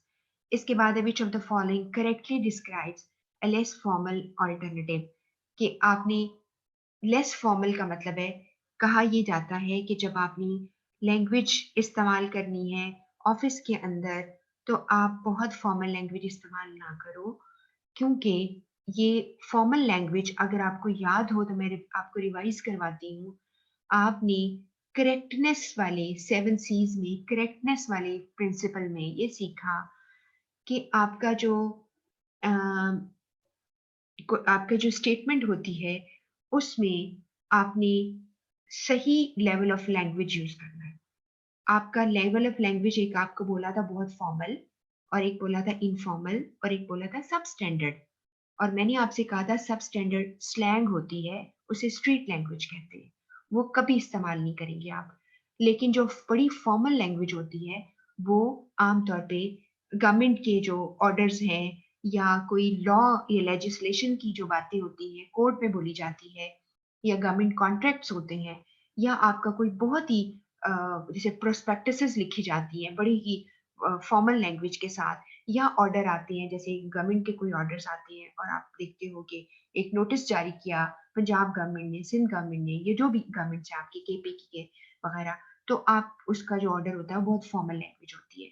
तो आप जब आम बातें करेंगे तो it is bit informal and we call it conversational. तो अब आपने यहाँ पर है कि आपने लेस फॉर्मल इस्तेमाल करो। जैसे ट्राई की जगह अगर आपने एंडेवर इस्तेमाल किया, अब कोई बंदा पूछे एंडेवर क्या होता है, तो आप कहते हो Endeavour mean effort, try, attempt एक ही बात है, एंडेवर। दूसरा है फाइंड आउट की जगह असर्टन का इस्तेमाल करना। लफ्ज असर्टन वैसे मतलब होता है किसी चीज को ज्यादा यकीन दिलाना, ठीक है, और किसी चीज को मालूम कर लेना। उसकी जगह वो कहता है तुमने ये यूज कर लिया तो तुमने क्या किया है, तुमने जो करेक्टनेस है उसको तुमने क्या किया, इनफॉर्मल बना दिया है, करेक्टनेस को कॉम्प्रोमाइज कर लिया है। इंस्टेड ऑफ इंटेरोगेट की जगह आपने क्वेश्चन, अब जो बाद वाला लफ्ज आपका आना चाहिए ना, वो हल्के वाला आना चाहिए, जिससे आपने लेस फॉर्मल ऑल्टरनेटिव अचीव कर रहे हो। फॉर्मल ऑल्टरनेटिव, ऑल्टरनेटिव मीन नेमुल बदल। आपने बहुत ही फॉर्मल, जो ऊपर वाले थे वो फॉर्मल थे दो, तीसरे वाला लेस फॉर्मल है। This is correct answer. Interrogate की जगह क्वेश्चन कर लो, और इंस्टेड ऑफ थिंक की जगह डीम करना। देखो डीम का लफ्ज कब आता है, जैसे मैं आपसे कहूं कि अगर मैं समझूं कि ये बहुत जरूरी है तो मैं ऐसा कर लूंगी। If I consider it, if it is, जैसे कहते हैं ना कंसिडर करना, I consider, I think, I deem, it is deemed necessary. Deemed mean think करना, कंसिडर करना, बहुत ज्यादा कॉम्प्लिकेटेड लफ्ज है। ये ज्यादातर वही है कि गवर्नमेंट कॉन्ट्रैक्ट्स में लिखा होता है, if it is deemed necessary the public would be impose restriction on, like जैसे आजकल हो रहा है कि हैविंग गैदरिंग, पब्लिक गैदरिंग इसके ऊपर है, तो डीम्ड नेसेसरी अगर जरूरी समझा जाए तो थिंक का लफ्ज सादा है, डीम मुश्किल है। तो ये आपको क्लियर हो गया ये भी सवाल कि लेस फॉर्मल देना था। अब यहाँ पर कुछ लफ्ज थे कि Jain had a brain wave, brain wave उसके दिमाग में ख्याल आता है। रिगार्डिंग अ परसिस्टेंट प्रॉब्लम, एक प्रॉब्लम परसिस्टेंट मीन मुसलसल चल रही है, एट वर्क काम के ऊपर, जॉब के ऊपर, while sitting in a cafeteria वो उसके बारे में सोचता है। He decided to share it with his boss. He explain the crux, crux कहते हैं नचोड़, किसी चीज का एक्सट्रैक्ट निचोड़ है, of solution in a 5 page note, वो 5 पेज नोट पे लिखता है and submitted it. And however, he was told that it seemed to be too magnanimous. Magnanimous जो लफ्ज होता है ना, आपको लगा होगा बहुत बड़ा लफ्ज है, इसका मतलब है लेस पावरफुल, कि इसको लेस पावरफुल समझा गया। And no one could picture the solution, और कोई पर्सन उसके सोल्यूशन को पिक्चर ना कर सका, उसको अंडरस्टैंड ना कर सका, उसको इमेजिन ना कर सका। तो what could have gone wrong, तो इसमें लगा था Jain was unable to give proper facts and figures to support his idea. हमें नहीं पता, हो सकता है उसने दिए हो, इस पूरी बात में ये बात तो पता ही नहीं चल रही कि उसने फैक्ट्स एंड फिगर्स दिए थे कि नहीं। अगला है the boss did not want to go through the whole 5 pages. ये बात बिल्कुल गलत है कि बॉस तो कभी भी नहीं कहेगा कि अगर 5 पेजेस है मैं नहीं पढ़ता, बॉस किस चीज का है फिर। The idea was lost in the pile of too much information. ये भी हो सकता था कि हाँ हो सकता था ये बात लेकिन आगे है, there was no clarity in his communication, he had just jotted down, jot down करना, इकट्ठा कर लेना, हिज थॉट प्रोसेस, अपने थॉट प्रोसेस को उसको जॉट डाउन किया।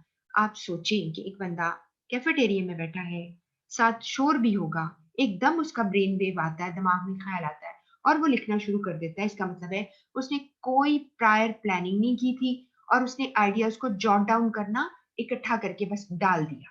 सबसे बेहतरीन आंसर ये है, ठीक है।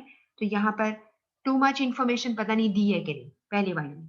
और आपको ऊपर जो लफ्ज मिलता है मैग्नेनिमस का मतलब है कि लेस पावरफुल, यानी बिल्कुल पावरफुल नहीं था, बिल्कुल ही यानी स्ट्रांग नहीं था।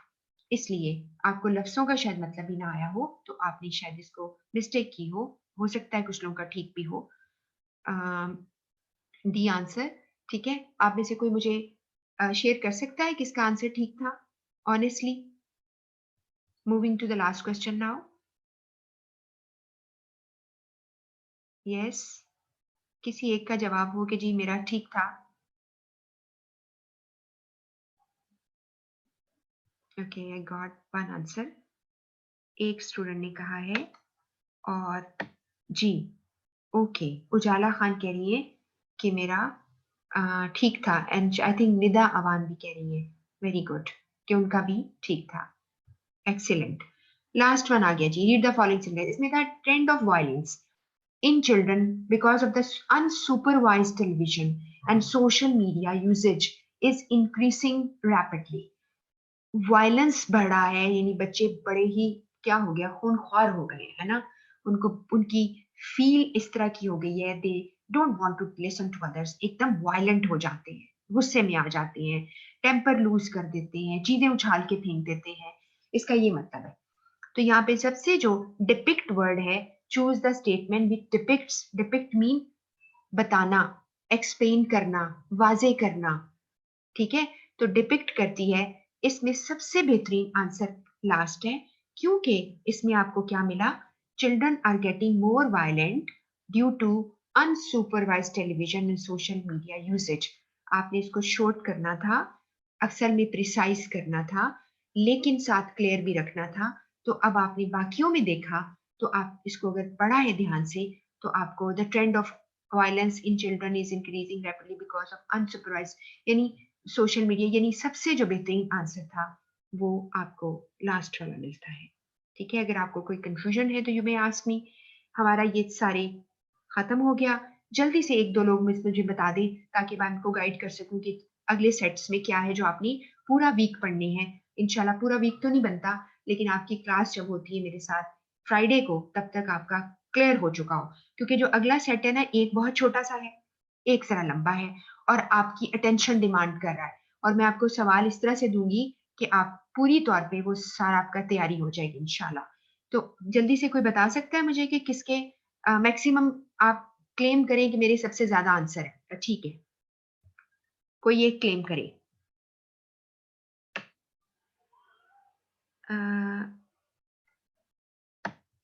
अभी आप कह रहे हैं कि उजाला पूछ रही है ऑप्शन सी क्यों नहीं होगा, इसी सवाल में आप कह रहे हैं। अच्छा, the trend of violence in children is increasing rapidly due to देखिए यहाँ पर द ट्रेंड ऑफ वायलेंस की जगह पे अगर आपने कह दिया है children are getting more violent, तो जरा ज्यादा प्रिसाइज हो जाए, बात वही है, they are getting violent. The trend of violence की जगह पे आपने वर्डी एक्सप्रेशन खत्म किया है और आपने ज्यादा इसको कंसाइज करके और ज्यादा अच्छा क्लियर भी बता दिया है।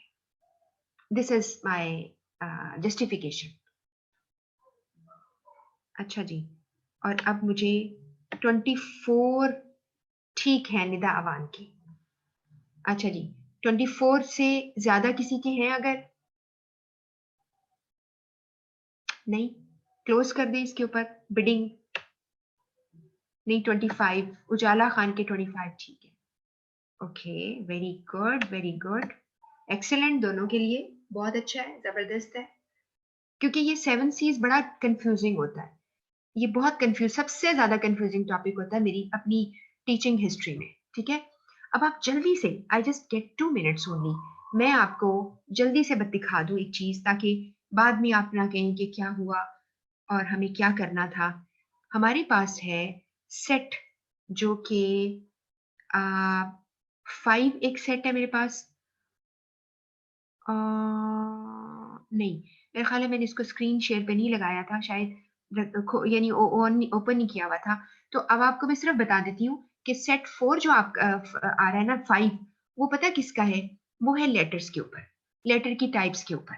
उसमें फॉलो अप लेटर क्या है, सर्कुलर क्या होता है, उसके बारे में, जैसे कि हिंदू कहते हैं ना जानकारी, आपको जानकारी लेनी है। आपको सिर्फ you have to get an idea what these letters are, how to write them, उसके बारे में सारा कुछ है। 4 पेजेस का वो आपके पास सिर्फ टॉपिक है। बाकी आपके पास ये टॉपिक आता है जो कि बहुत ज्यादा पेजेस का है, इसकी रीडिंग रिक्वायर्ड है बहुत ज्यादा। ठीक है, वो आपने ध्यान से पढ़नी है। कॉम्पोनेंशियल डेफिनेशन है, डेवलपमेंटल डेफिनेशन है, रिलेशनल डेफिनेशन है। और आप फिर बताती चलूं, आपको इंटरपर्सनल कम्युनिकेशन के लिए कोई भी, जैसे मैंने ये सारा इतना डिटेल में है, आईसीएमए की बुक का भी है, इसमें सीए की बुक का भी है, हर्टा मर्फी की बुक से भी है। तो आपको रीडिंग करनी है और कुछ जगह रूल्स लिखे हैं वो आपको याद रखने हैं। और specially axioms of interpersonal communication ध्यान से देखिएगा, यूनिवर्सल्स ऑफ इंटरपर्सनल ध्यान से देखिएगा। इन दोनों पे जरूर जरूर सवाल आएंगे। ठीक हो गया? ये बात समझ में आ गई? और इसी तरह ये कॉम्पोनेंशियल डेफिनेशन, डेवलपमेंट रिलेशन, वैसे ये कवर भी हो जाते हैं आगे जाके। और फिर उसके बाद इसके ऊपर कुछ और भी पॉइंट्स हैं कि जैसे इंटरपर्सनल कम्युनिकेशन के कुछ एथिक्स हैं, वो आपको बताए हैं, इक्वालिटी वगैरह ये आ गए हैं।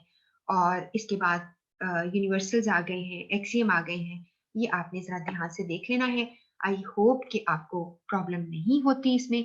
फिर भी अगर मैं आपको कुछ सवाल कराती हूँ, फिर आप पढ़ के आते हो, अगर आपको कोई टॉपिक समझ ना आए तो मुझे बता दे, मैं उसको नोट डाउन करूंगी। और जब हम रिवीजन तो कर ही रहे हैं, वहां कहीं ना कहीं मैं आपको इसे एक्सप्लेन कर दूंगी। ठीक है जी? अब इंशाल्लाह हम फ्राइडे को मिलेंगे, सर्कुलर हम करेंगे उस वीक में, प्लस हम इन दोनों चैप्टर्स 5 टेस्ट जो आपके जो सेट हैं 5 और 6, उसमें से हम एमसीक्यूज करेंगे।